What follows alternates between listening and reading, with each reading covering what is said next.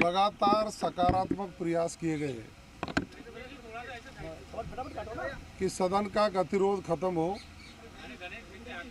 और विपक्ष के साथी जो दिशा भटक गए हैं, बिना वजह के मुद्दे को लेकर सदन में गतिरोध पैदा कर रहे हैं, वो सदन को चलाने में सहयोग करें। लेकिन कल का पूरा घटनाक्रम आप सब लोगों ने देखा होगा। हमारे मित्र आदरणीय डॉक्टर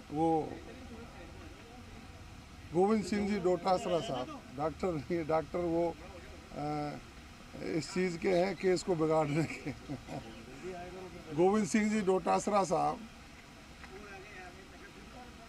अपनी जिद पर अड़े रहे और अपने ही दल के वरिष्ठ साथियों द्वारा दिए गए सुझाव को अंदर कमरे में स्वीकार किया। उन्होंने कहा कि मैंने जो भी घटनाक्रम किया, आसन को इससे आहत होना पड़ा है, तो मैं निश्चित रूप से खेद व्यक्त करूंगा। उससे मुकर गए और पूरे व्यवस्था को बिगाड़ने का काम उन्होंने कर दिया। मेरी समझ में एक बात आ रही है, मैंने कल भी कहा था, उनके पास किसी का फ़ोन आया था इसी बीच में,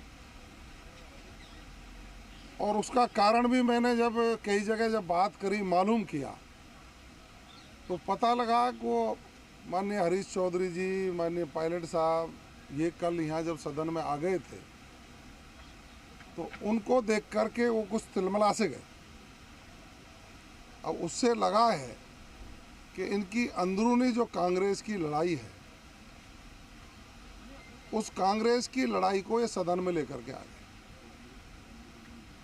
कई लोग मेरे से कल ये भी कह रहे थे कि इनकी महिला कांग्रेस की अध्यक्ष सारिका चौधरी जी बना दी हैं, तो कांग्रेस सामाजिक समीकरण बैठाते हुए विभिन्न पदों पर भी बदलाव करेगी।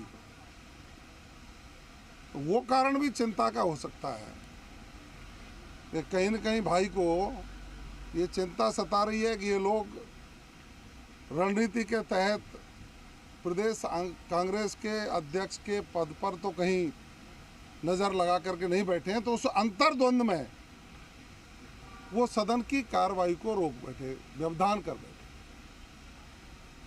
और कल जब माननीय अध्यक्ष जी के चैम्बर में वार्ता हुई थी तो बहुत अच्छा लगा। सदन के वरिष्ठ साथी आदरणीय राजेंद्र पारीक जी ने उनको कहा कि भाई गलती हुई है तो खेद व्यक्त करना ही चाहिए। नेता प्रतिपक्ष स्वयं स्वीकार कर रहे थे कि ये खेद व्यक्त करेंगे। कई उनके और साथी थे, लेकिन उनकी बात को भी उन्होंने दरकिनार किया और हिम्मत करी कि अपने दल में वरिष्ठ लोगों के द्वारा दी गई सलाह को भी नहीं माना जाएगा। तो ये तो उनके आत्मचिंतन करने का विषय है, उनके संगठन का सोचने का विषय है। उनका संगठन सोचे कि एक व्यक्ति